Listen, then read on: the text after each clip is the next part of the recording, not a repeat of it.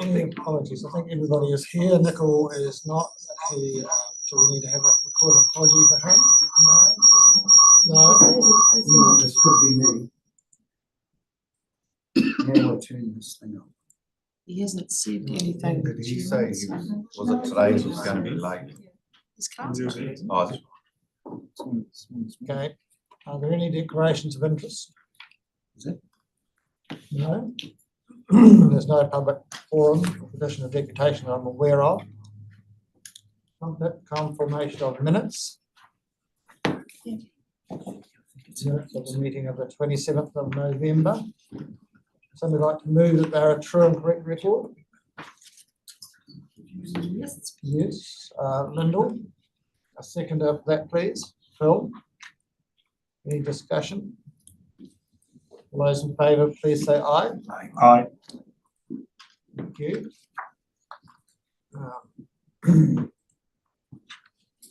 Questions? We have a question from Jeremy. yes. Just in light of Mayor Scott's recommendations that we could, there was a comment about the $10 million they were going to save in regards to amalgamation. He has been publicly has announced, stated that there's $1 million being spent with road transport, a cost that could be saved, which we govern through legislation. So I was just wanting to know from the staff if they can confirm what the actual cost is. It seemed to be very high, but just to clarify the actual costs of that, our role in the land transport, if we can get that at some stage. So we just to confirm what maybe or not what Happy he for is us to stating. take that away as an action, but Tanya, do you have any headline reaction, or would you prefer that to be taken as an action? I'd suggest, councillor, that it is not anywhere near that number. We'll come back to you with the exact budget for this year. No, that's good. That's all I'm asking. Thank you. Right, thank you. Any councillors' reports? No, right, we'll go on to item 9.1. Finance report, Tanya. Thank you, welcome. Thank you, Chair. Good morning. Quite a comprehensive report in the finance report this month, noting the number of changes that have occurred and are occurring within the financial year. Well, I'm assuming that you have read it. I'd like to draw your attention to some highlights. This report, if we start on page 13, this report, Chair, is not only reporting for the 6 months of the financial year, it is forecasting as best we can to the end of the financial year to give us an indication of what is happening and what is changing. As I've noted in the background, with our best efforts, there are always projects and things that come up that are not in the budget once the budget's published. So in July, we adopted the budget. The key one that wasn't there was the confirmation of the MB projects, and they're quite significant. They were signed off by council in August. Those projects are $6 million over 3 years, and the expenditure and income is coming through, and you will see that as a variance against the budget. It's important to understand that, and of course there are other things as opportunities come up with other co-funded projects that will come into the financial year. The big change also undertaken, and I've noted here, is the organisational wide review that has been undertaken and that you're familiar with. That has resulted in some variances also throughout the budget, and we can discuss those as we get to them. So the highlight, putting those two things together, Chair, we have some changes. Sorry, there's a third one that I must draw your attention to, and that is the extraordinary growth in the investment portfolio. Quite unusual, and as we spoke yesterday at the investment committee, been a significant change just in the financial year that we're dealing with. So what I did highlight yesterday to the investment committee is at the beginning of the document it says realised income from our portfolio is used to subsidise and reduce general rates. Unrealised income, which is the movement in the market value, which can move up and down, is used to inflation-proof our reserves and build resilience. So as long as we're thinking about those things as we look through these results, we might jump straight to then, if there's no questions on the front, jump to page 16. That's okay with the chair. On page 16, we have our financial statement broken into the key operating areas of council, the investment income, the government projects, or the past government projects, largely those that are ending actually, and emergency management, our joint venture. We also have on the right-hand side in the columns, we have an estimate, well not an estimate, a calculation of the percentage spent relative to the full year budget. So at 6 months, 50% would sort of be the median where you're looking to either have spent or received. The second column in is the forecast for the full year, and the third column in being the original budget. And then right in the middle is the variance for the 6 months. So if we start with that variance column and work down, we have detailed in the report all the variances, and I'm not going to go through them all, but I just want to highlight the most significant one there, or 3 of them. Government grants, 541,000. That is Kanoa funding for the climate resilience tranche 2, if you like. There's also a small amount of money in there for Slow the Flow, which is another project that was a government grant. And the employee benefit expenditure of 856,000 under budget. As we note in the report, we're going to have some ups and some downs in our budget through the year until right till the end of the year. And so, as we've said, there have been some positions established not filled, and then there's been some vacancies also not filled as we pursue and complete the organisational redesign. The result at the end of the 6 months is that the operating deficit, and I say deficit, although the word says operating surplus, for the full year, our operating deficit is 8.1 million. It's the budget. The operating position at December was to be a deficit of 1.8, and that hasn't occurred for the reasons noted. So we're ahead of that position at the 31st of December. We're also suggesting that we'll be ahead of that position right through to the end of the financial year. So our operating deficit forecast to be 8.1 million, could be 7.2 million, an improvement of 900,000. Let's round it up and say $1 million at this stage. The next group of numbers here are our investment income, and these are unusual for a 6-month period, very unusual for a 6-month period. Our original budget was 604,000 for these gains or potential gains in market value. At the 31st of December, it was 2.1 million. And we're forecasting that it will be 2.6 million. That was based on the market value recently. It could alternatively be 2 million or 1 million, depending on international politics and the economy. But we don't use that money to fund the rates. As I said, we use that money to fund our reserves and resilience. The money that we use to reduce the deficit is the next line, interest and dividends realised. So that's the income from the Southport portfolio, Southport investment, and other direct income, interest and dividends realised from other investments. So that's all cash, and we use that to offset the rate. So the budget was 6.2 million.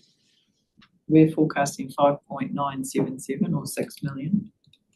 The reason that we're slightly under forecast each year is that in the discussion on debt, which we can, and I should also cover, is that we've been using our cash flow to offset the debt, and as a result, we've saved a lot of money on the interest expenditure, but we've reduced a bit on our income. So the net, however, is a substantial benefit to council. So that is why you'll see a small decrease there on the earnings, potential earnings. The next group of numbers down are our government funded projects, and as I said, these are the completed or completing government funded projects: Jobs for Nature, biodiversity, and we're forecasting a surplus there of 523. There's some additional money came in there actually for our wilding pines. I suspect that it might actually be spent in the year, so that's a timing thing perhaps more than anything. And the emergency management Southland, our joint venture, budgeted to break even. We've got a forecast there of 130. Again, we'll see, it may break even. That would be the expectation. So that's a lot of information there. The one that I didn't dwell on but mentioned is the finance costs, 302,000 under budget. Two reasons is one is the forecast interest rate. The actual interest rate we're paying and the forecast interest rate for the remainder of the year is substantially better than our original budget. And our completion of the projects that we had last year and the starting of the next ones has been a wee bit slower, and as a result we've got more money in the bank currently. Before I go on to anything else, is there any questions on this section of the report? Al? Yeah, it's 3 each year. That 856,000 down in salaries, I guess, and that's affecting your output, would you say? I can't It's answer. got to, because we don't have all those people. I'll take that if that's appropriate. In some cases, we have backfilled some of those roles with contractors and consultants. So some of the other lines of expenditure will be a little bit higher to cover for some of the work that's been done. It was highlighted in the initial part of the paper. Fair comment, but in general, we just don't have the staff at the moment. We have more vacancies than we would normally have at this time of year. We possibly also have more or different sets of contractors and consultants working with us to ensure that we can deliver. And we have Dom's report coming up, which is about delivery. All right, Al? Yeah, no, I'm happy. Yeah, thanks. Anybody else? Yes, Paul? Thank you through your chair. I see the other revenue increase, the actuals is up probably about 8 or 9%. Is that through consenting things and the revenue side, other revenue? So page 17, we note that under the material variances, Councillor, it says here, other revenue exceeded year to date by 602,000, including rates, penalties, which have exceeded budget by 270,000. Okay, so And increase. Regulated income by 230,000. We're conservative on our rates, penalties budget because our aim is always to have and help people pay on time. But what we're looking at there is the penalties added at the second last week of December as a result of payments not made on the 30th.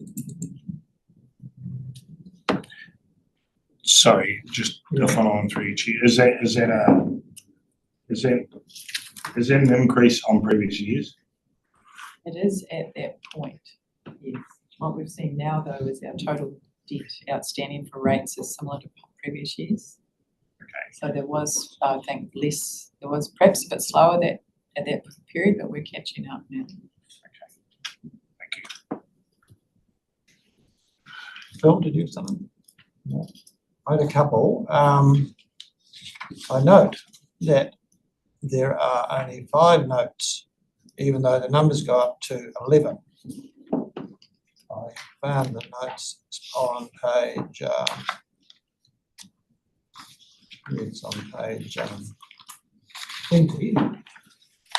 So is that, what's the reason for those numbers there going up to 11, having no note Chair, explaining them? I can own that completely. When I went through and reviewed the report, I altered page 17 to try and make it more succinct and actually easier to read, and I think they was unaware that I've deleted the numbers. I will make a better job of that next time. Well, so there are, so The what, notes on page 20 Yeah. relate to the statement of financial position, which Tanya has not taken us through yet, which is on page 19. right, So rather than having detailed notes, as Tanya's indicated, the explanations for the material variances are reflected across pages 17 and 18.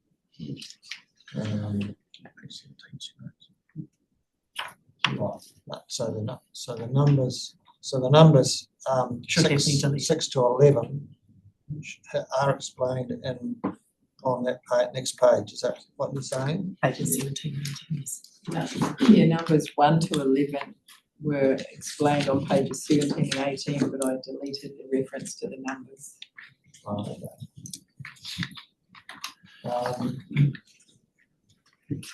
so we talked a bit about contractors, consultants, that's largely due to not having enough full-time staff at the moment, I understand.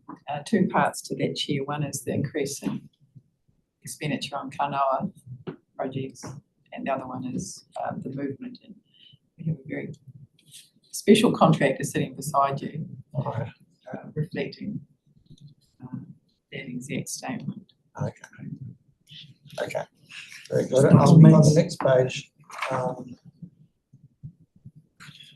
I don't quite understand the sentence there, in the second paragraph, the projects that are now underway but not included in the long-term plan. Sorry, Chair, which page are you on? 17. Next page, yeah, 17. So what, I probably should know this, but what are they if they're not included in the long-term plan? Though the MB or Kanoa co-funded flood resilience projects that we've been speaking on, the $6 million over 3 years, they were signed off in August. They're underway now, they weren't in the budget. Okay, so what are some of those? What example? Pardon? What are some of those? The flood resilience projects that we're undertaking at Ariti and Implementia now, $6 million over 3 years. The other one is the Murahuku Slow the Flow project. And there was a small amount of money there for the remainder of the Blue Cliffs project that was expected to be completed by the end of June. And, yeah. Oh, yeah, I can see those there. All right. Okay, do you want to go on to the next section? Or Jeremy? Just a quick question, just in regard, obviously, other expenses, quite a large sum. Is there any way of putting a few more categories in there? Just for transparency, it's obviously, it's still a major part of our budget and sort of other expenses like is that possible? It is. And can we look at, when we look at the business planning report, can we consider that? When we look at that? Okay. But there's two key items in there, Councillor. All of catchment operations is in other, and the other biggest item in other is actually IT costs, IT operational costs. If you like, we can consider how we might reflect that, whether it be annually or quarterly to you. It's just like from my point of view, depreciation expense finance costs are only $1 million, 200,000. We've got an own category for it. Then we've got 14 million as other expenses. It doesn't look right from I wouldn't be worried about the finance costs and depreciation, but I see the expenses, they're it's where all the money's going, basically. We're following the normal accounting practice, but Yeah. I appreciate what you're saying. Okay. So perhaps that could be included in the commentary. Detail in the commentary about that.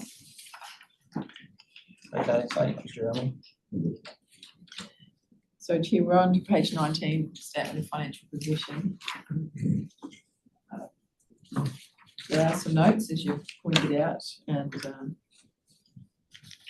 interesting month, the notes, and noted with the numbers, and the numbers aren't on the page. However, current assets, which is largely cash and debtors, cash is slightly less than December the year before.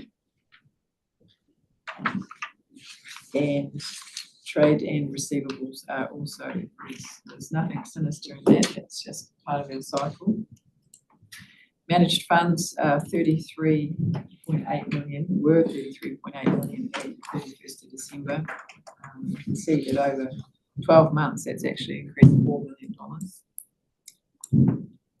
And the other movement in the balance sheet is the plant, property and equipment, representing purchases, rather in our case, construction of infrastructure from one December to the other.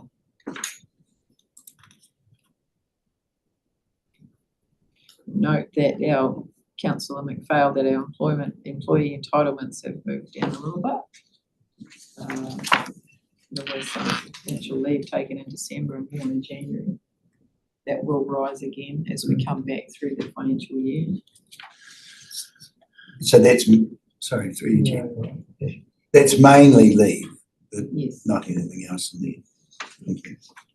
And we note here that we, while we budgeted to have long-term debt at the 1st of July, because of the opportunity to use the current facility, we didn't take that long-term debt. That will be put in place before the end of May. So we're showing no long-term debt on the balance sheet at this point. Page 21 is a new report, or could I say, perhaps more correctly, as an expanded report on what we've had in the past. Used to have this on a smaller degree on one of the mid pages. We've expanded it out now so that we can see where, well, the council and the community can see where we're spending our capital. The budget for the financial year, total LTP expenditure is 4.2 million. The largest part being catchment, but some in property, some in IT, you can see that adds to that. The expenditure to December was 367,000, or 9% of that. When we reforecast that to the end of the financial year, we're looking at final expenditure of 2.9 million. I'll just go through those variances because some of them, they are for different reasons. So the information technology budget was for our contribution to the year, whichever year the project is in for Iris Next Gen. Now, this budget, as I said, was put out in May, agreed in July. However, in August, September, when we're working with our auditors, they disagreed with our classification of expenditure on IT, and it was a technical issue around where the data sat and what contracts we had in place. So it didn't alter what we're doing or the value of what we're doing, but it was technically, they said you can't put that in CapEx.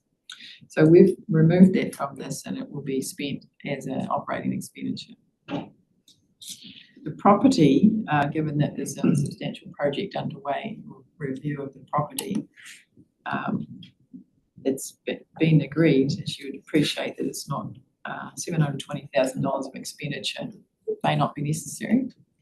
So that has been reduced. We have spent essential and are spending essential monies on the roof. Project that will guarantee our water tightness for another 5 years, and other similar essential items. There's been a deferral of 463,000. The others are minor. And in the science area, science strategy and investigation, there's also been on review with the science team, there's been a deferral into the following year of 246,000. That $1.3 million obviously impacts our depreciation this year, and you see that we've got a forecast reduction in depreciation, but it will also impact next year when we look at the CapEx for next year, whether that flow through is permanent, whether it moves into next year. So these are really important things that we have to do right now to help us understand the annual plan and this year's position. This unbudgeted capital, climate resilience at the bottom there, that is the completion of the Stead Street pump station. The other work is the expenditure and to date and forecast expenditure that we hope to have completed on the Kanoa, the recent Kanoa contracts. Any questions on that page? Okay, thanks, Tanya. Yes, I'm sure there will be some. Alistair. Through you, Mr Chair, I just look here, culvert replacement for 259,000. Can you explain it, or is there any explanation? Yes, so we don't depreciate the flood banks. It's a discussion for another day, but assets like floodgates and culverts have a much shorter life.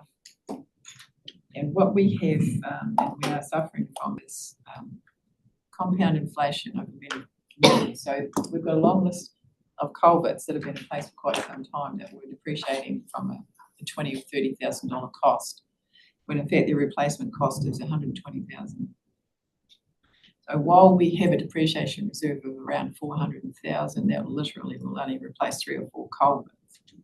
And recognising that in our asset management into the LTP, we put a capital expenditure of 250,000 a year plus inflation to allow us to catch up with and keep on top of that type of expenditure. So nothing's been spent to date, but the team are working on things, and I've seen an application come through for a new culvert at Bremer that will be part of that program there. So yeah, really important, and that's what that's for. Thank you. Nicole? Yes, just on those culverts, we've got a legacy issue on those channelized ones that over time they rust out the supports and they tend to collapse. So that's a bit of a legacy issue that we're dealing with. The IT on the new next generation is that's actually giving some of this new stuff in the doors. Not in the door, Chair. There's 9 councils. We are down the list of implementation for good reason. We don't want to be on the bleeding edge. So ORC, first cab off the rank this year, and we are 2027's commencement. However, each of the councils is contributing to the initial expenditure on development and implementation. So it's very much a shared cost. It's a cooperative approach. So this is the cost of the IT for that. For the build and the implementation. It does scale down, so it's there was a 5-year plan, or is a 5-year plan, and it tails off towards the end of that 5-year plan. And our initial expectation was that we could capitalise that 5-year investment and use our $1 million IT reserve that we put aside last financial year and fund any remainder from debt. So we still need to fund that separately. I suggest that we don't rate fund it, but technically we can't record it as a capital item. Okay. Can I be let into the meeting? Is that all right, Paul? Yeah, just through you, Chair, just the expectation is that the costs aren't ramping up as we're starting to go through that next gen IT process. Well managed. There's a project management team from all the councils, on which Jane and Don are closely involved with, and our CE is on the directorate, which is the director of the company. So a lot of focus on ensuring that that doesn't happen. Jane, did you want to add something to that? I think it's been well covered by Tanya. It is well managed. There's it's well represented within the organisation. There's a steering group that oversees it. There's the advisory group and reported through the board as well. The budgets are set out and are clear. So what we are, our predicted costs are well known, and build is currently slightly behind, and we are due to go live in March 2028. So it is a long journey. Thank you for that, and again through you, Chair. It's one of those things that inherently and historically they always never seem to work out the way they start. They always start lovely and never seem to work out. But the hope is, even if it does overrun slightly with time or cost, that at the end of it, that we get something that is worth the money that we put into it, and operations improve because of that.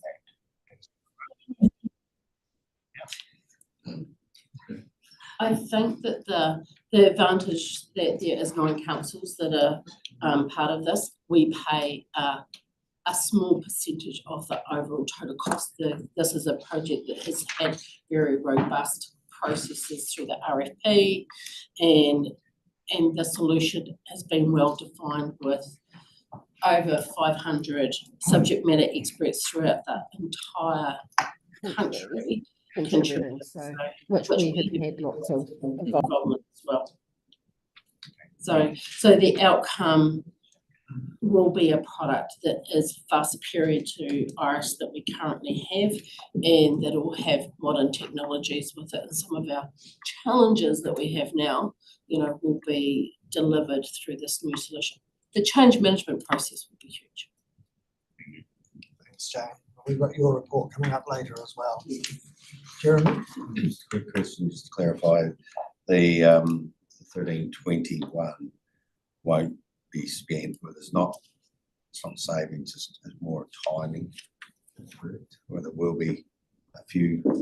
I'm just looking at the 800 or the 780,000 that's costing. We've sort of been able this year to be able to absorb quite a bit of that unbudgeted capital because of that. The information technology will be spent.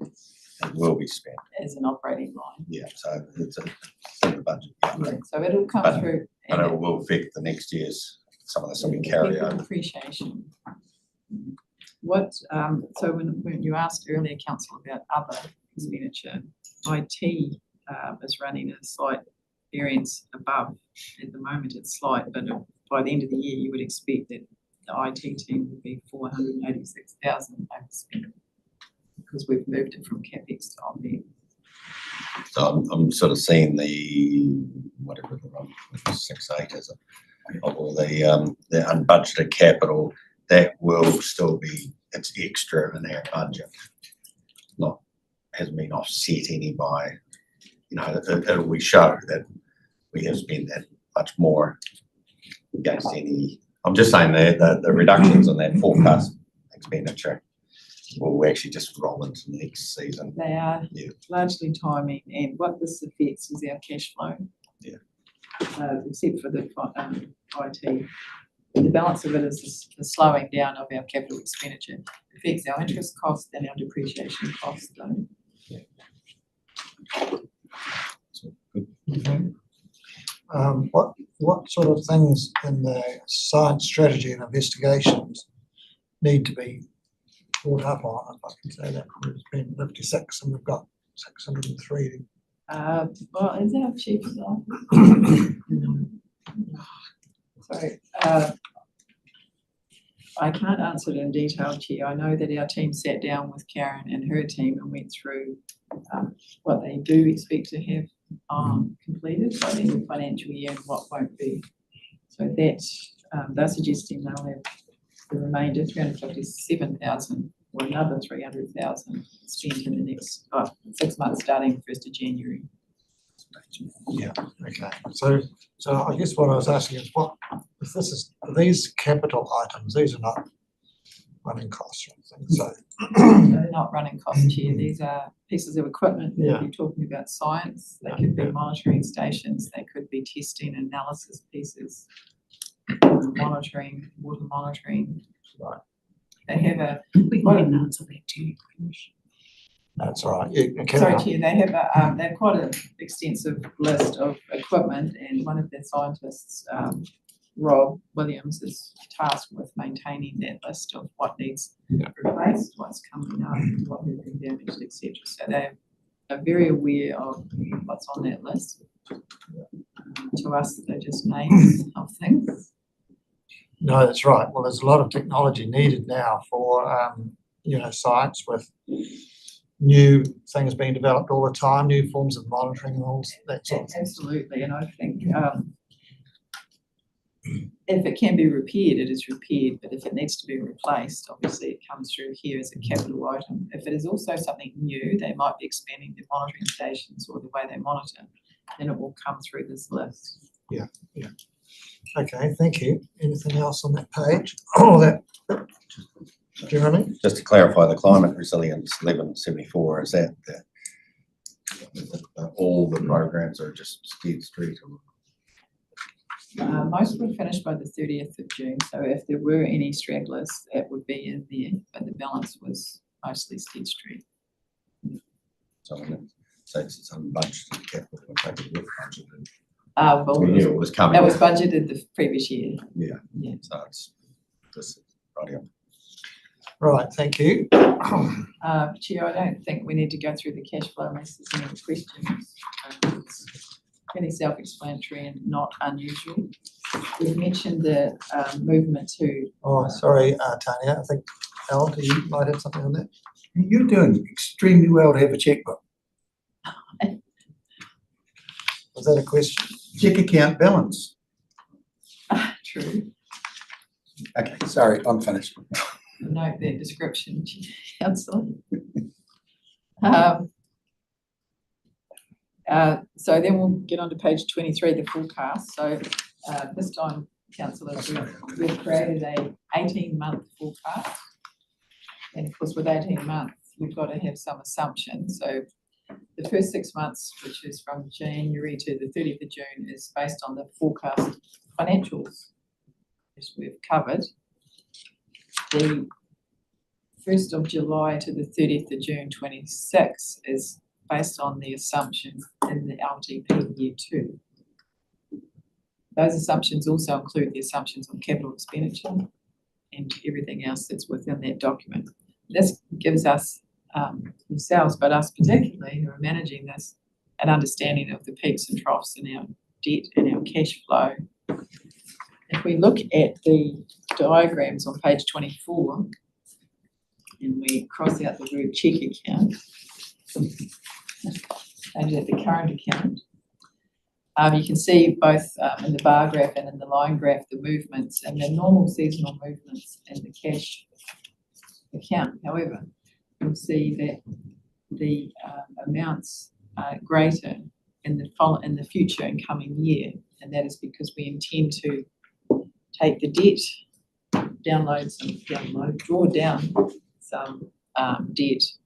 That will give us higher surplus, cash surpluses in the November period, which will invest. The visibility there means that we can keep track, as Councillor McPhail pointed out at recent meetings, keep track of the debt, the purpose of the debt, and the payment down of that debt. There's very little cost for us between the borrowing of funds and investing because the rate that we're borrowing at. In fact, up until just recently, we were investing for more than we were borrowing. So it won't always be the case, but we're managing there. But I would like to move on to the debtors and finish that. But before I do, are there any questions on forecast and the debt position? You really understand that, Jeremy? Yeah, just for myself, not for anyone else. It's actually interesting just in the graphs, just to have what was our last forecast, a line, just to see like a visual saying, hey, that's where we're at. I mean, it should be easy to do, but just Garrett, just to show the differences as we're forecasting. Or here's the last 6 months. And we can do that, councillor. Yeah. In fact, I think in the last graphs, we did do that, original forecast and updated forecast, so we can add that back in. Thank you. And I think we're nearly at the end of the report, so debtors and rates.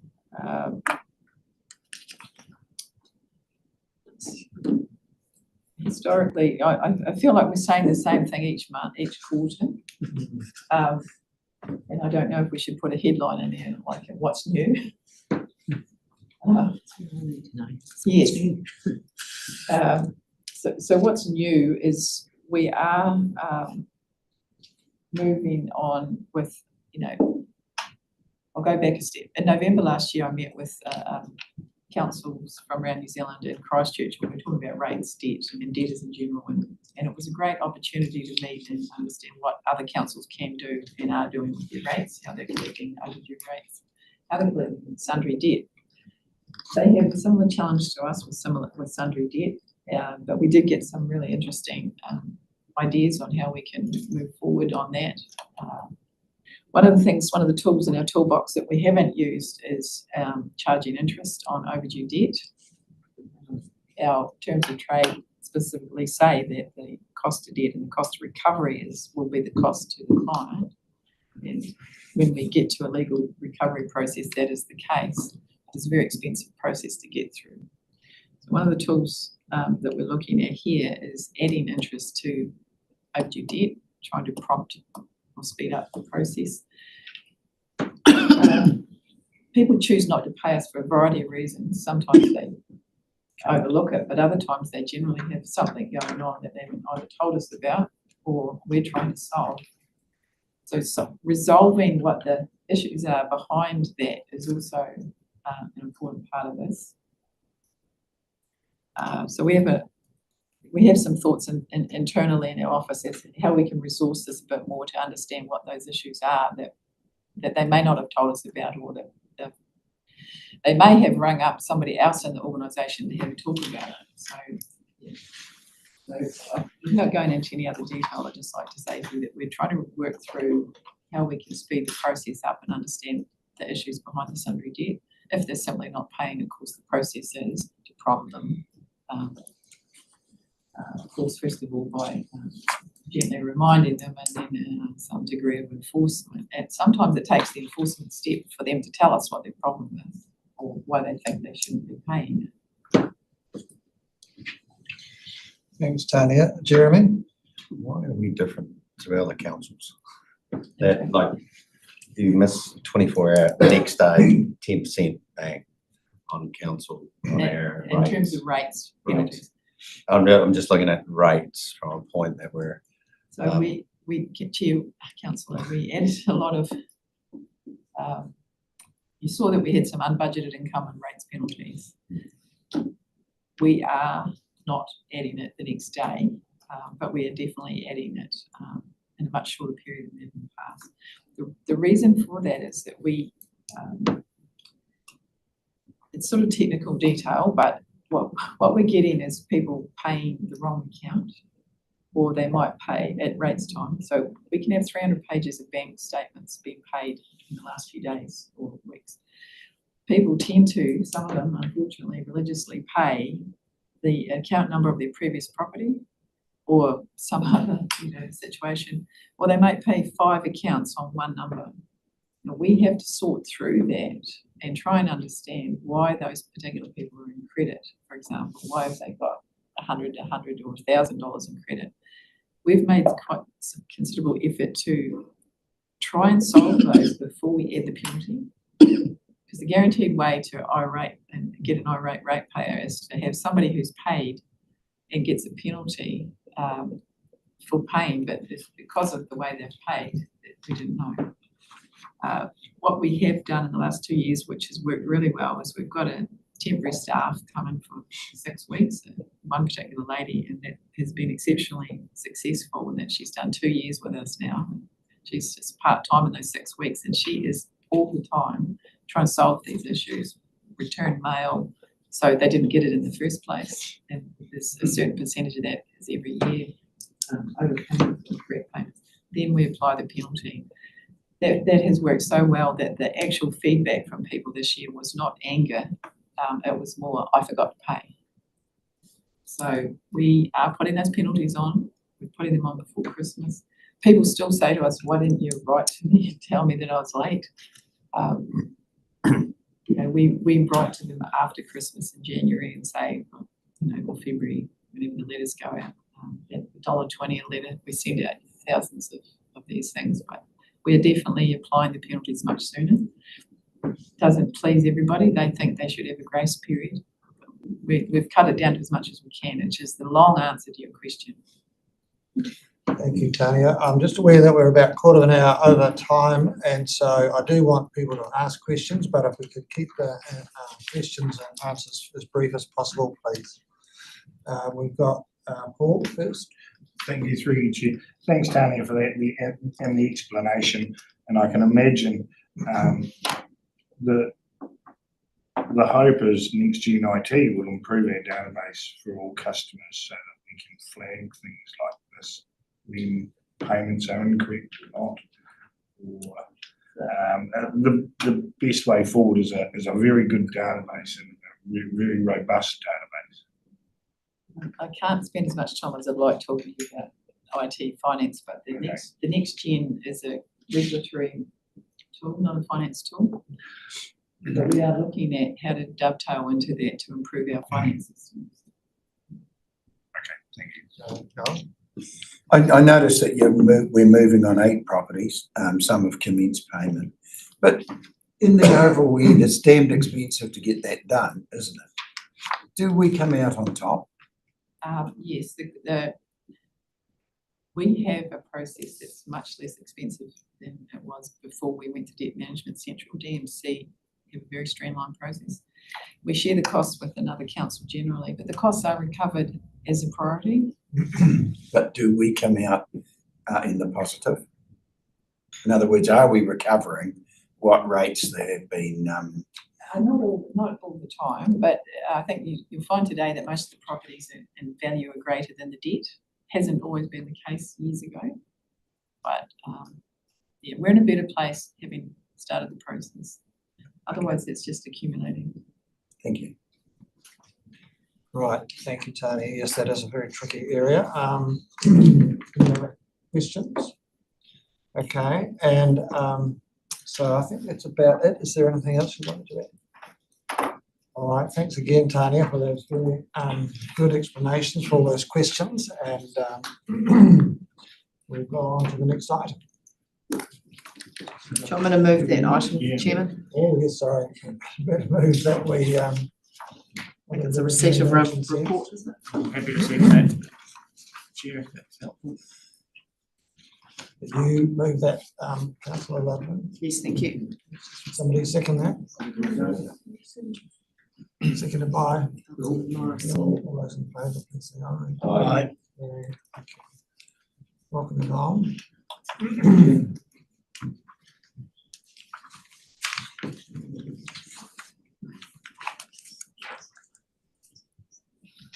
Okay. See you. Thank you. I'll take the report as read, and I'll just draw out some of the highlights to share with you this morning.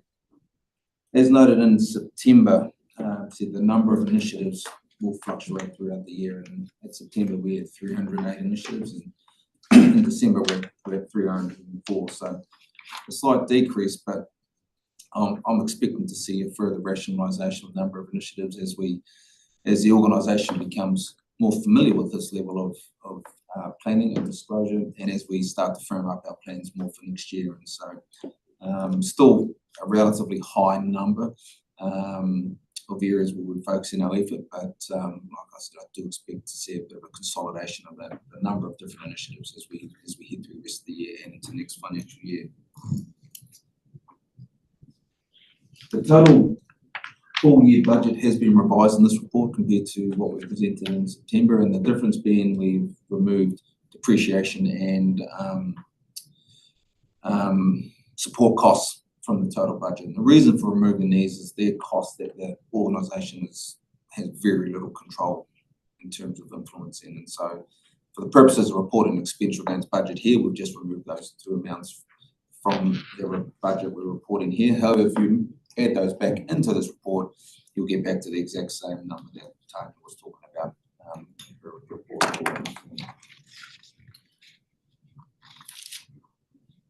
On the detailed pages feature the key focus areas. We've added in the year-to-date budget and the percentage of budget utilised, and this was based on some feedback we got from the last meetings. Whilst there's some over and unders under the different line items, different work programs under each of the focus areas, it is worth noting that each of the focus areas are at or below 50% of budget utilisation for this halfway period throughout the year. Again, as noted in Tanya's report, there are line items in here such as the co-funded projects that are showing expenditure with no budget. That's because these were approved after the budget and there is associated income with this line of work, but that's not reflected in this report because we're just showing expenditure. There's also been a new section that we've added in here to show some of the key upcoming activities, and so we've shown what we've achieved for the last quarter, and as well starting to give you a bit of a forward look in terms of some of the key pieces of work coming up the back half of the year. And finally, this report will continue to evolve. The next area we're sort of looking at to develop is around challenges and risks. And you can see we've already identified some in the upcoming activities, some work such as that's weather related or contractor related. There's a large number of directions from government still got to consider. And so you can see those items overlaid with the other work that we've already got planned. There's already some risk in there in terms of that could probably be grouped under prioritisation, which is probably going to be a big focus area as we get into the back half of this year, is balancing the amount of discretionary work we have with some of the unplanned work we have coming in to the organisation as well. So they're all the I wanted to highlight from the report this morning, and happy to take any questions. Thank you, Dom. Right, do we have some? Paul? Thank you, Dom. Through you, Chief. Just looking at page 39 regarding monitoring and our obligations, I note that I suspect we've only utilised 5% of budgeted monies for monitoring TY. I would suggest that would be something that we should be doing more of at the moment currently. Also, with regards to climate change, that has been moved up to our #1 priority in a lot of areas, and I see that our spend on strategy and climate adaptation, science and modelling is not really there yet. It'd be quite good to get some movement on that so that we can get some good monitoring of those areas. Just it was just a note in my head, if you know what I mean. It'd be good to see some movement on that. So, not really a question, just We can an inform overall the comment. teams. Yeah, thank you. Paul, Al? Excuse me. Yeah. Through you, Mr. Chair. Dom, the support costs that you're going to take out. Yep. Can they just come in as one line so we know whether they're sitting on target, above or below? Yes, support costs net off to about $20,000, $20,000 over at the end of the year is what their budget is at. So That's over and up or down 20,000, or is it 20,000 the total figure? it's the total net figure is about 20 grand. So it's negligible over the full year. So depreciation at 950 grand is pretty much the only difference we're making in terms of the full year budget. Supplementary, sir? It's not really. Bluff haul out facility, I see we're spent 23,000, we budgeted on 80. We're 29%, we're 50% the way through the year. What's happening? So that expenditure was primarily to do a needs analysis report in terms of helping to give direction for the next step. So they've gone as far as they can for that at this point in time. And so I believe the next step is come to seek further direction in terms of where they go for that. So that expenditure was primarily just to the initial report. And I move further down that chart and I see wetlands. We spent 10, 62 was where we were budgeted to do. So we've only spent 88%. Wetlands are really important to the improvement of our environment. What's happening, sir? So there's a portion in that wetlands and leading on our land, which was a project separate to wetlands as such. So it's wetlands, some wetlands work and leading on our land project work. And so that project work has been delayed slightly. So it's not as far advanced as we'd initially planned at this point in time. Can you comment on whether we're going to complete that or time frame? What's going on? I'll be able to come back to you on that. I can't answer that question right now. I don't think there is anybody. No, where's this?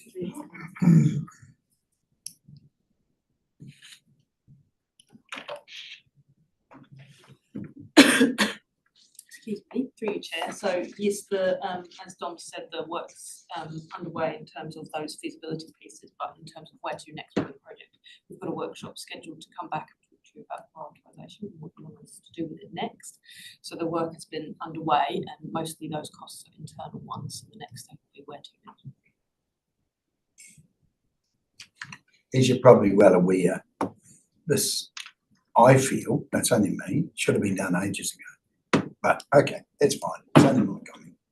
Don't worry about it. Just further on that, you might recall, Al, at a recent workshop we had presentation by Sam talking about all the projects that they had hoped to achieve or plan to achieve, and one of those was to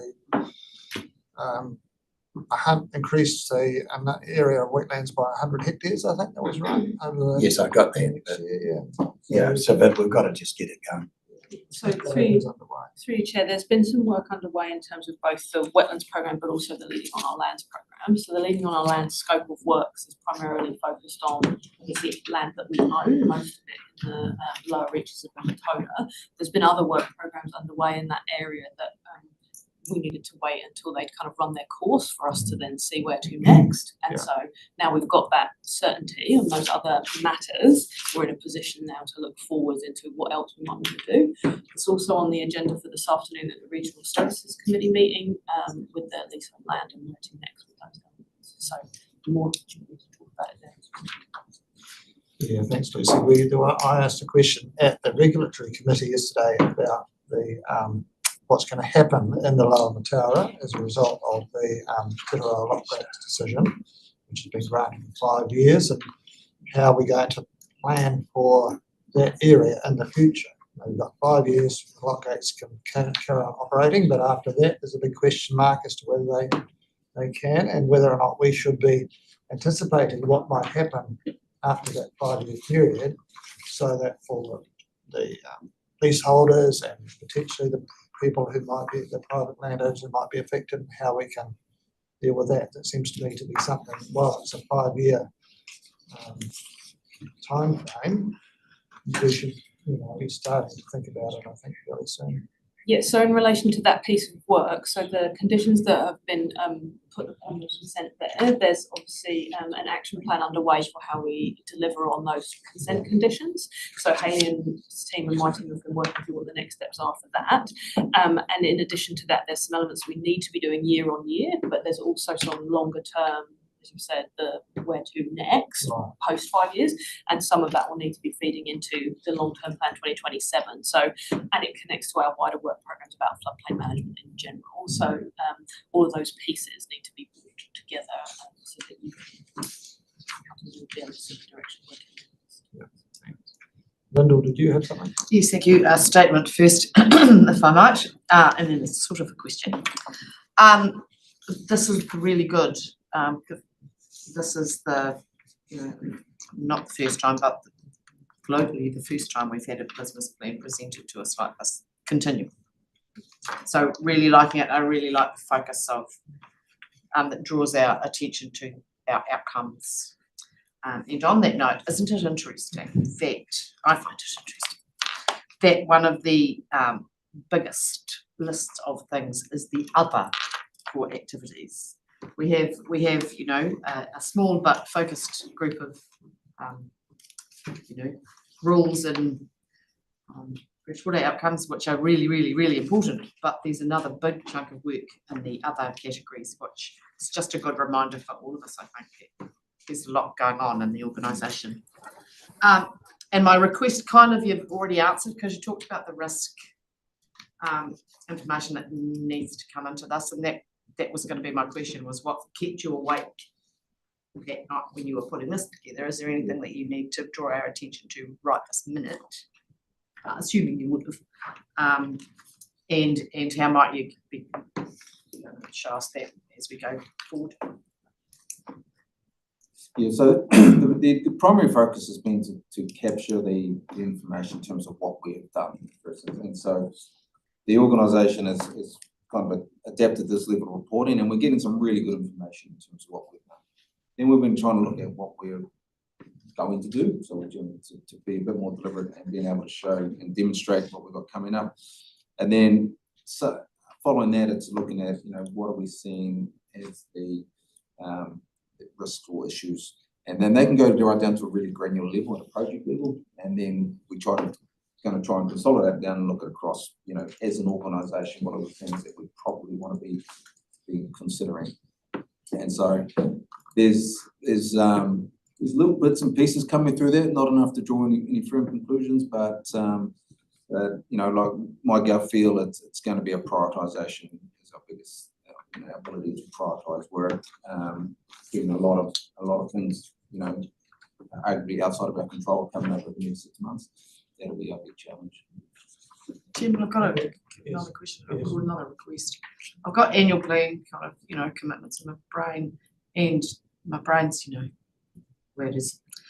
So it'd be really helpful going forward to have some of those annual plan conversations illustrated and the connections made to this kind of report, so that I can see when I get the next one of these, for example, what having discussed some annual plan things. Do you know what I mean? That kind of cross-pollination of those things and how they're all connected, because you know, it's really easy to get distracted from some of the core work or the core outcomes and not have the business plan stuff in my head at the same time. So, and I doubt if I've got that on my own, but I might. But anyway, thanks. Thank you, Linda. Jeremy? Two questions. One, I was sort of just reminded about the haul out facility. Did we ever get any information regarding funds? You did question certain funds that had been given to our local TEA in regards to that in the past, and they were trying to find funds. Did they come back? Did we get any information on them?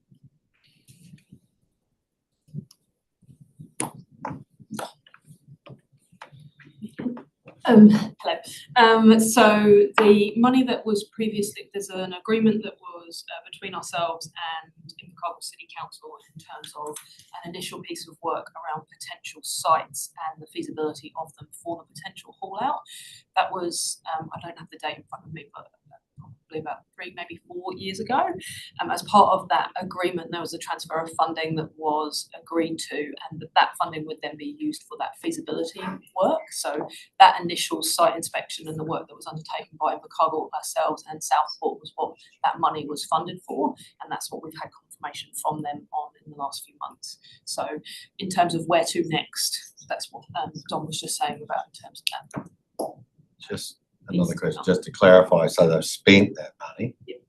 We and, spent, yes, that money was so it can be shown where we have spent and what information we've got, because I don't think we actually have. Yeah, so through you, Chair, the money was spent on the an assessment of the site that was proposed. So there is outputs from that that eventually ruled out the feasibility for the site that had been potentially ring fenced for where the haul out could go, and part of that was then fed into what's next in terms of the needs assessment and what's the actual flaws in what was proposed.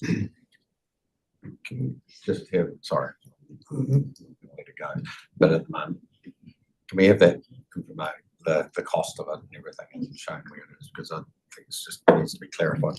But I'm not doubting, I just want the Through you, detail on it. through you, Chair, one of the Because things it was we. right, I thought it was a reasonable figure. So the next steps for the Bluff Fallout project, so the buffer fiscal study that Don mentioned before, that's what the expenditure is associated with for this year. That included a survey of users and Southport and ourselves about what the needs were moving forwards. That also leaned on that work from before in terms of what had previously been scoped and was ruled out. So we can bring that back to you as part of the regional services workshop about where to next. One of our staff to work through at the moment is what do we need? What's the actual operational and regional pest management plan and pathway plan requirements that need to be met? And then how do we do that next part with Southport and how we fund it is the third part. So yeah, we can definitely bring back to you what we've got and what the agreement was. Quickly, Okay. second question. I see the executive programs, you're 70% used up. Be 6 months, is it going to be pretty lean for the next 6 months? You're within your full year budget. Or on page, whatever.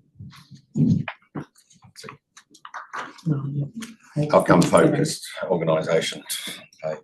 I see it's 70% of the full year budget. Is that correct? That's Yeah, what page it's- 37. Page 37. Close to the bottom of the Yeah. table. Second Executive line. program, you use 1.5 million of your 2.2 for the full year budget. Right, so, is that the way I read? Yes, that's what Yep. it's saying. But John, what makes So I'm that just- to you? I'm just going to say, you've got the other 30% for the next 6 months. Yeah, in terms of the work program, the executive program, transformation program are, they're probably, I guess, one under executive program, so both of those two budgets form part of that. But, yeah, correct, that's where we're, that's 70%. Largely completed, is what you're saying. You're saying that that's complete, so you're still within budget for your full year. Yep. That's what I'm just asking.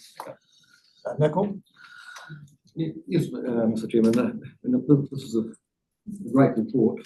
It drills down, shows us where we're spending money with a lot more detail than we have in the past. So, and as you're saying, it's still evolving. But it's, when you look at the achievement highlights, what's upcoming, it gives us a real snapshot of where we are. So, thank you very much for that. On the haul-out thing, I think we do want to move on that as quickly as possible. Talking about Southport, I'm assuming that is possibly utilising some of their land. The larger VSPs, we've got a facility which handles that, but it's those smaller ones that we do need something available for them. And at the moment, we've probably got to book a couple of months in advance to actually use the sinker lift. And it's if we want to keep pests out of we really need to have a facility as soon as possible that is easy to access and to make sure that we are doing our part on that. Aside from that, no, it's very good to see this is the second one of these reports, but there's a lot of detail here and I really appreciate it. Thank you, Nickel. Yes, I totally agree. It's good. And the haul out thing, I think everybody knows it's really important. So thank you, Don. Would somebody like to move that we receive the report? Alistair, seconder. Nickel, all those in favour, please say aye. Aye. That's carried. And it's a great one, Don. Great. Thank you. Right, now we go on to the information systems update, part 9.3. Thank you, Jane. Good morning, everybody. Morning, Jane. Lovely to be here again presenting this report. This is, we're now in year 2 of our strategy, so this report should be quite familiar for you. And the areas that I would like to highlight is that we are making really good progress through our device rollout and getting our upgrades to Windows 11 are on schedule to be completed by June 30. We have got a robust patching program in place, so that's really good. And so we are feeling a lot more secure and resilient in that space. We also would like to encourage you all to participate in Mindcast training. It is important, and it's really, like today's one was really Mildly amusing. mildly amusing, thank you. And so it is relevant, and so I do encourage you to do that. On the operations side of things, as we've discussed, the RS Next Gen is a large piece of work that we are working towards going live in March 2028. So we are looking at employing a program manager to assist with the reporting and ensuring that all parts of the business are linked up with the amount of work that is actually going on outside of, our council, because there are 8 other councils that are also participating in this program. So ensuring that we have full reporting and improved reporting on that. The other program of work that is underway that will be significantly different for our customers is our South Maps. We're sort of branding it at the moment. It's our replacement for Beacon, which is our internal mappings that everybody uses for looking at soils or those other maps that are outside of the environmental data space. The team are working through what conceptually that might look like. We are trying to have aggregated data that is fed through from the other councils so that it becomes a little bit of a one-stop shop. And then the dish will be able to consume that data. So we see that as a really big step forward in that space. There's a lot of work that's going to go on. There's a lot of marketing that will need to be done to ensure that our customers are put on that journey to what that new, because it will look significantly different. The data will be the same, but it will look significant. Making good progress in our reporting space, particularly working with the likes of Dom to try and have that richer data come through. Again, it's a journey, and we're learning and we're discovering, and we're making good progress on that. And our business continuity, we've done a test up into the cloud to be able to confirm that we have been able to stand part of our environment up and be able to run that. So there's a larger piece of work still to be done on that. That has happened. And as I've mentioned, cybersecurity is still top of our list of concerns and worries. And I haven't started reporting this, but if the question was to be asked of me, what keeps me awake at night, it is cybersecurity and it is AI. Where's that journey? It's not going to stop. How do we embrace the technology in a safe way? So there's a paper that has yet to be completed to go up to executive for looking at some workshops around that. How do we actually embrace AI in a safe way in this organisation? That's my highlights. Thank you, Jane. Right, I've got Paul. Thank you through you, Chair, and I realise your fears, back at a more innocent time where we didn't have cell phones and technology, we didn't have these issues. But looking at page 41 here, you've got finance upgrades and improvements, assisting and supporting the finance team with long-term and charges, valuation, data and rating system. We have also started an internal conversation around the roadmap for the finance system to deliver new and improved organised functions. Is this looking at a new process for finance, or is this looking at a new software delivery for finance? Is it looking at a better data collection for finance? Because earlier on it was that finance is not included in the gen. Yeah. Next gen, but there's quite a big statement in there, and I'm thinking, there's a lot of work there, and I'd like to get my teeth in and know more about it while you're here, if you know what I mean. So through our strategy is a review of most of our core applications is underway. And one of those being the finance system. So with Alia, we are working towards what a review of is our current financial system fit for purpose, and where does it take us into the future? And so we are jointly working on a business case of what that looks like. So part of that will be reviewing our current system and what are the other possibilities and what are the advantages of looking at other systems around, particularly with full integration.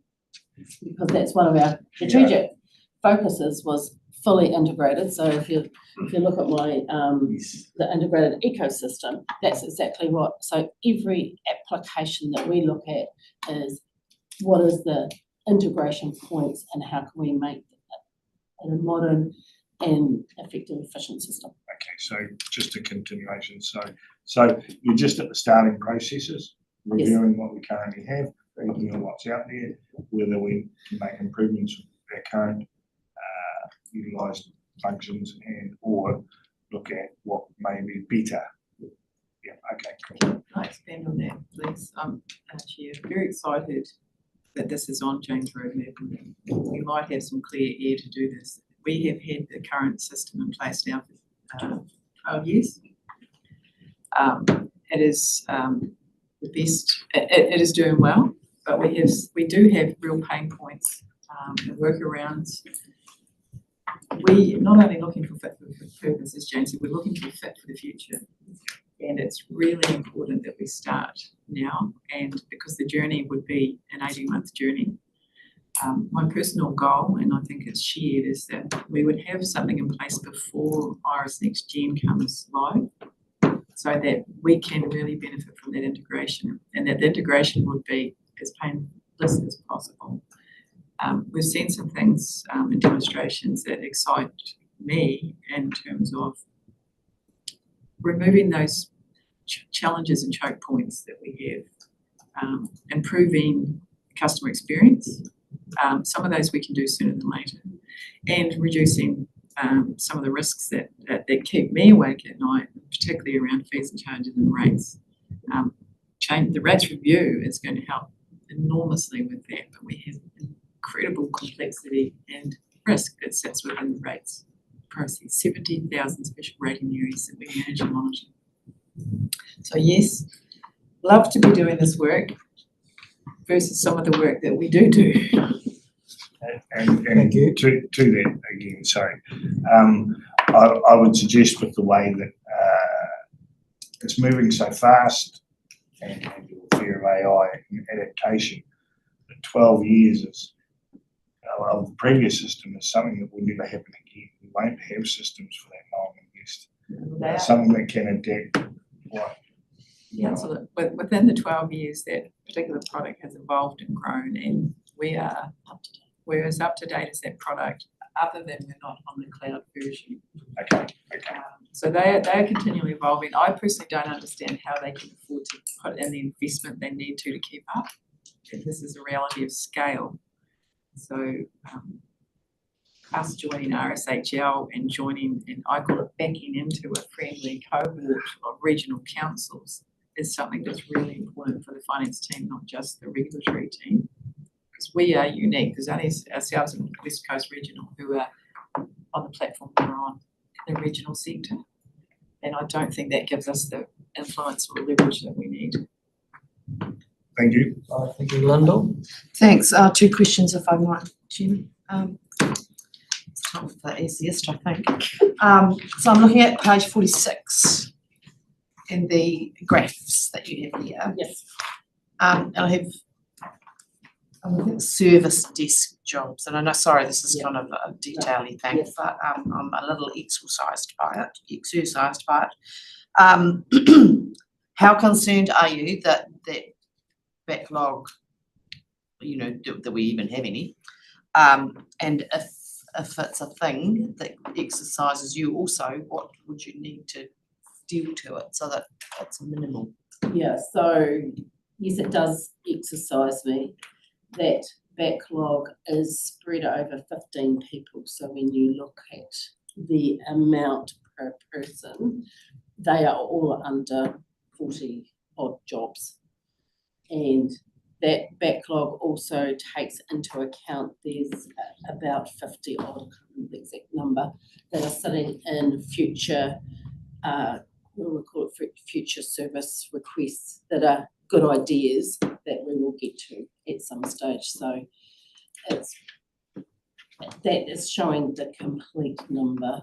Are they big, little, Some are big and some are a little. So what- The little stuff. Does the magnitude of the backlogs concern you? And if it does, what would you need for it to be better? I'm hoping through the proposed restructure that some of that will, what's been proposed will help to alleviate some of that backlog. Okay, yeah, great. I still have a second question, Chairman. Relates to climate change. And notwithstanding any reporting that we have to do, this IT requires a lot of energy. So at what point do we as a group need to consider how to energise the future requirements of the IT in the climate change kind of universe? I haven't In the drilled, disaster universe, yes, actually. yeah, I haven't drilled down into, because the more cloud services that we provide, that we consume, that gets bigger rather than smaller. When we've got our on-premise, we know, we hear what's happening down the corridor, but so it's not part of a review process when we review our application is what is their climate change strategy. And our ongoing. So I'm sure Amy's got a quick answer about that because I know you're Sure, working. it was probably more a broader commentary on the work that we're doing in the climate change space. To Councillor's point, we have been measuring our emissions for the last couple of years, and that's all well and good, but part of our journey for this is actually coming up with a strategy to reduce our emissions to net zero for 2050. That strategy is in draft at the moment. I would be suggesting to you, and certainly I've done it in the risk committee where we've been talking about vehicles, for example. It's easy to point to a particular place because it looks like an easy place to target emissions, but actually when we reflect on where we're spending our time, effort and energy to reduce emissions, we like that to be data informed, which is why we've got the strategy being written. I'm just reviewing that at the moment and we're looking at bringing that back to council. So it doesn't directly answer your question, but I'm just saying I think there's a much broader approach that we need Absolutely, to and that we need to be taking. And I guess that's why I'm asking is because actually our energy use needs to be factored into that discussion because it's not just about emissions, it's about what energy is energising our organisation. Yeah, and look, it's not just directly, and this is the complexity about the system. Two things. One is for some of our activities, if you do more of them, like heavy infrastructure works, that creates more greenhouse gas emissions. So there'll be a certain, depending on what you do, you might flex up and down in terms of your emissions. The second part of that is that we don't necessarily always directly control the emissions because we're working with third parties. So therefore, what are they doing and how can we be thinking about how we procure these services and engage with them on these matters, and they'll be having their own journeys in this regard as well. I can answer that for we've just replaced our entire photocopier fleet and they have and they have a net zero and you've got the toner and they are very energy efficient and so the energy efficient part is reported in through the Great. Thanks. Yeah. Thanks, Chairman. Righto, let's keep going. Nicole? Yes, Looking at the dish has been announced, I see we've got a sort of a start date of June.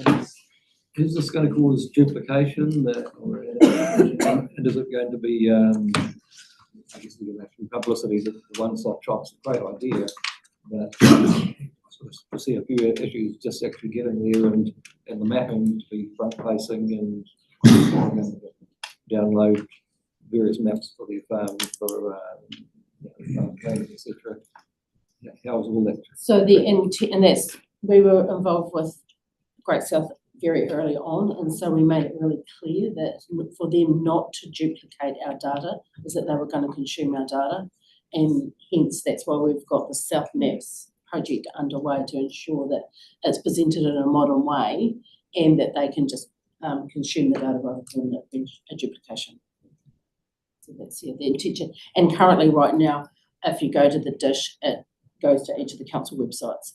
So the intention is to have that aggregation of data so that from a customer, then you don't need to know if I'm looking at a cemetery, actually where that cemetery actually is, which is data that we don't have. Okay, thank you. Right, I'd like to move on unless somebody's got something desperately urgent. I'll talk to Chairman about that after. Okay, so it's recommended that we receive the report about information systems technology. So we'd like to move that to Paul and a seconder, Alistair. All those in favour, please say aye. Aye. Okay, thank you. Thank you, And thank you very Thank you very much. We're in hard questions. Right, information update, Paula. Welcome. Morning. So firstly, just I'll take the report as read and I'll bring your attention to some highlights within the report. So you'll note that all the programs within our strategy are currently sitting in status green and we're progressing well in that space. We did actually do our Information Management Awareness Week in December, which was quite successful and it enabled us to communicate the new IM policy to the organisation. And we also actually worked on some drop-in sessions for the end users, which we've continued into this year and we do on a weekly basis, which is actually really nice. And we actually get some nice feedback from our end users around questions and what we can actually help them with going forward. Our IM team in January actually spent quite a bit of time in the early part of January just looking at the objective system, just checking that everything was actually A-OK with the system, what improvements we could make going forward. And probably part of that is the fact that we have a review of the system in the strategy, which we work with the IS team on to actually review the system, make sure it's fit for purpose. The fit for purpose isn't only about the system, it's actually also about the configuration of the system, whether the file plan is actually suitable for the organisation going forward, whether the automations are actually suitable, whether we can improve with regards to workflow and actually automating processes for organisation to improve efficiency. What I'll also say is our doc assembler implementation is actually getting well embedded into the organisation. Report workers, writers are working really well with the system. You'll notice your agendas and your minutes are actually looking very nice and actually it's provided efficiencies for the committee advisors. We're still working on the integration with Objective for Doc Assembler that's currently sitting with our objective support to actually help us actually make sure that integration is secure and works really well. We have that integration in place that again will actually provide efficiency for the committee advisors by actually speeding up the process to get the documents into the document management system without a manual process. Are there any questions? Thank you, Paula. It's a very good report and it's really good to see everything's in the green. Does anybody have any questions? But it might be, I might be asking not the right person, I'm not sure. You reminded me about the objective stuff and I'm just wondering, and this might be a Jane question actually, sorry.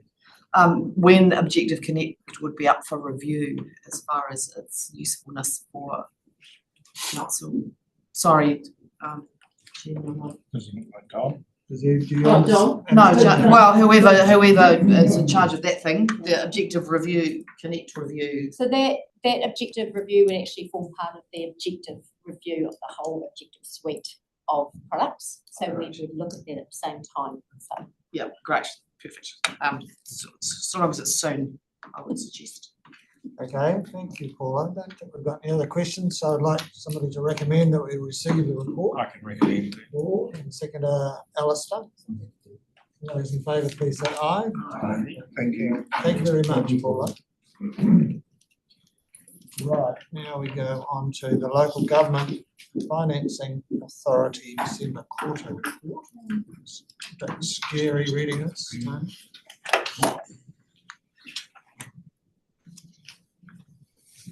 Thank you, Chair. So I'm presenting December quarterly update from LGFA. Take it that you've read it if you are concerned.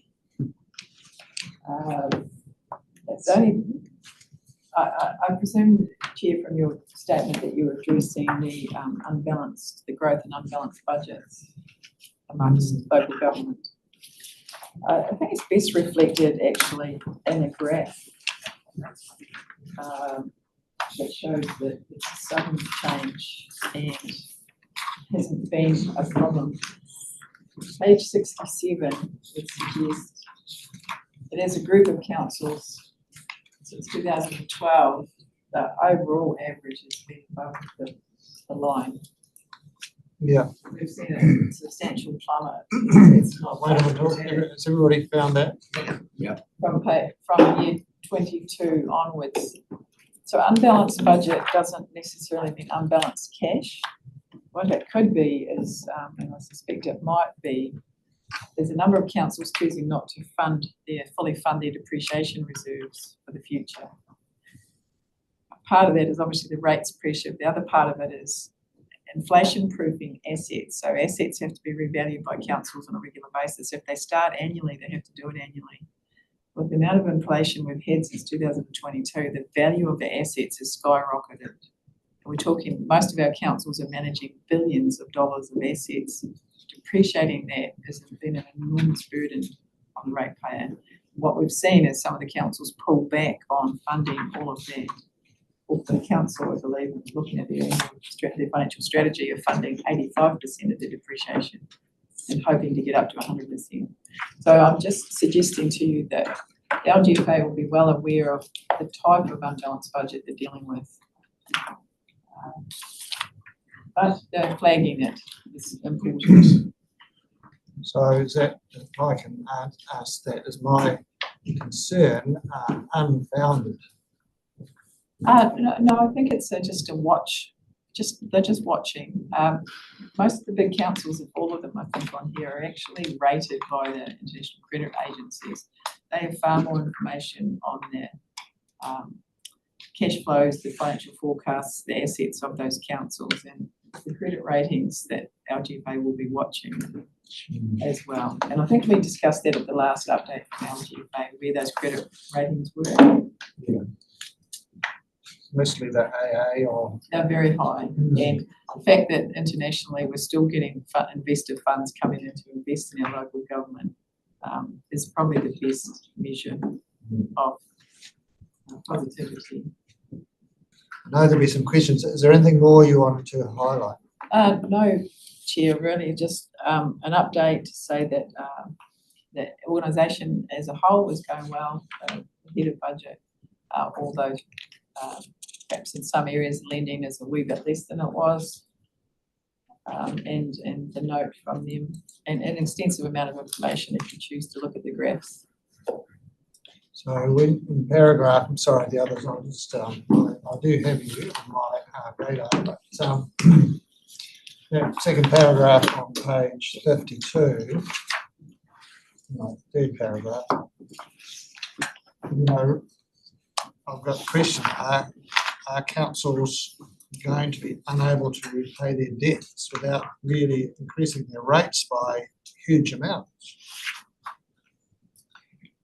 Councils have chosen to increase their rates. I think they've all signalled significant rate increases, not just last year, but through the LGP. That, of course, does not please the government, but this is the reality of funding the budget. So even though the rates have gone up, some of the budgets are still not balanced. It's a challenge for the sector. Okay, Nicole? Yes, I guess a couple of questions with the ability now for CCOs to be much higher geared than councils. One, do we have liability if something goes badly wrong? And two, will that in time actually lower the credit rating? I know we've got other institutions that are pretty competitive with in the past out that they were always the cheapest port of call for local government, but that's probably changed a little bit. There's a list in here of CCOs that have been added. They come with the guarantee of the parent council. I believe I'm correct in saying that. So the first guarantor is the councils themselves, and then a group of councils after that. And I understand what you're saying. Again, I think we need to watch how it works, and the directors of LGFA, of course, will be watching the same. They have very high levels of potential gearing. The government, the influence of the government on the LGFA was such that those borrowing for water assets can increase their debt more than the previous ratios. I think the amount of debt that is required by the local government sector has been well signalled. It is huge. That can't necessarily happen without rates increases. So, and those rates increases are also signalled. It's just not convenient in the fight against inflation. Thank you, Alistair. I think we've got to be, through you, Mr. Chair, I think we've got to be very cautious and concerned that this debt ratio is getting way out of line, and we don't want to be there simply because you put your rates up and you to cover your interest rates and try to pay back some of the capital, you end up not maintaining things. So where are we going to get to? It's not a very nice outlook when you look at what's going on and the government allowing them to go to 5 times their assets. Well, life doesn't work like that. 5 times, 3.5, I think, to 5 times their rateable income. Yeah, rateable income, sorry. Yep. Well, Council, I know that's probably just a few statements, not a question. Correct. The sector is very good at looking after itself, and we trust that it will continue to do that. In terms of our own infrastructure strategy and financial strategy, it was conservative, and you know, it will be reviewed at the next LTP. Because we got no debt with them, have we? We don't currently. There's only 2 councils. Well, we are signed up to be able to draw down on the debt, but we haven't yet. Right, Tony, it's a bit hard for some of us to get our heads around that. Lyndall? Thanks, Chairman. Just looking at page 69, it's the local water done well part of this conversation, and I wonder if you can help me understand the kind of broader implications of some of those bullet points, particularly for us, of course, but come a little wider. You might have kind of answered it already, but I think there's some big changes coming, and I wonder how that will affect our involvement. So our involvement is very much at the margins as a guarantor to LGFA, and a very small guarantor in the total scheme of things. In fact, if I can compare it, our involvement with Civic Financial Services risk pool is sort of similar to this, and that we were in the pool. At the same time, we are a guarantor, and we've got to stay aware, as does every other council. But just reflecting on what I said before about the CCOs, councils appear to be, and I'm not an expert in this, but they appear to be creating CCOs for water. Some will continue to do it through their own, and others will create a group of council CCOs. CCOs are able to apply for funding. They do have, through LGFA now, they do have a fairly high ability to borrow, given that they're rating for the water. Yeah, so it's just a continuation of that story. We'll watch that unfold, but there's going to be significant borrowing required. But it seems to be at the moment, everybody's still in the planning and thinking and discussing and not agreeing stage. Yep. Thank you. Anybody else? All right, well, thank you again, Tanya. I think it's reasonably reassuring to read the last paragraph there on page 52, that local government financial authority is in a strong financial position, etc. So would somebody like to move the recommendation that we receive the report? That's Lyndall, and the seconder, Phil. All those in favour, please say aye. Aye. That's carried. Right, the next item is the civic report.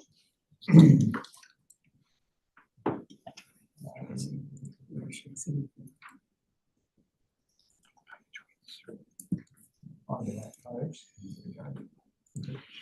Thank you, Bethia. I think the main thing in this is the sort of dissatisfaction of the information that's been provided, and we've got a letter to go back to them, but would you highlight anything in that, Tanya? Not at all, Chair. This is, it is their standard statement of intent. We're just reflecting, as we have in the past, that it's very brief. And that there is no reason they couldn't be supplying the full financial information as any other CCO would. Okay. I must point out that this piece that they're talking about is the investment in investment superannuation product only, not the risk pool or the LAC products. At a fairly small now focused organisation helping local government employees invest their superannuation, that's just there now.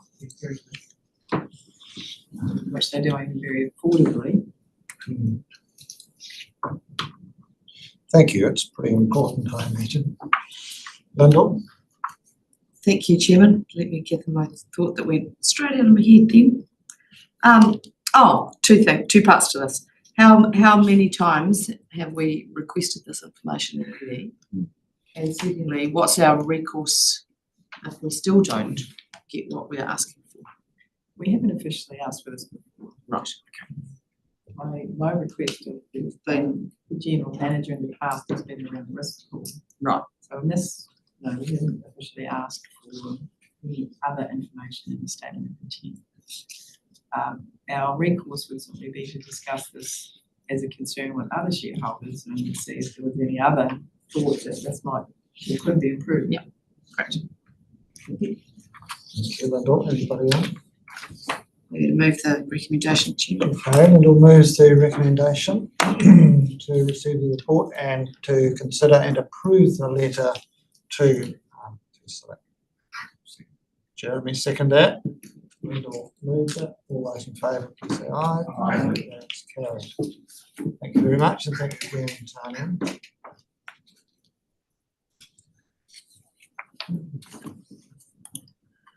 Right, now we're nearly at the end.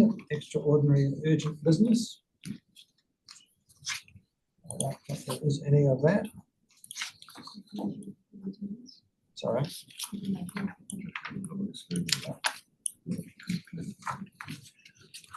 So, we've got the public excluded.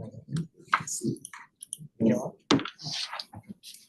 So this, we have to move into public excluded, and the reasons are. The reason to move into public excluded is to discuss, confirm the public excluded minutes from the previous meeting of finance performance on the 27th of November. And the reason would be to prevent disclosure or use of official information for improper gain or advantage. Thank you. Jeremy, we go into public excluded and seconded by Nicol. All those in favour, please say aye. Aye. That's carried. So what we have to do here is to approve the minutes of that meeting held on the 27th of November, the public excluded part.